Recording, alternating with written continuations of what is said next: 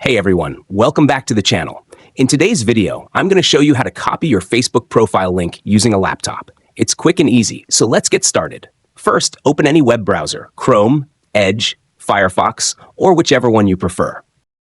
Go to the address bar at the top and type in facebook.com. Then press enter on your keyboard. Once you're on Facebook's homepage, look at the top left corner. Click on your name to go to your profile page. Now, look at the top of your browser window in the URL bar. That's your unique Facebook profile link. To copy it, right-click the highlighted link and choose Copy. To paste the link, go to where you want to share it, like an email or message. Right-click and choose Paste, or use keyboard shortcuts. Control-V for Windows, Command-V for Mac. And that's it. You've now successfully copied your Facebook profile link. If this video helped you, don't forget to like, subscribe, and comment down below. Thanks for watching, and I'll see you in the next one.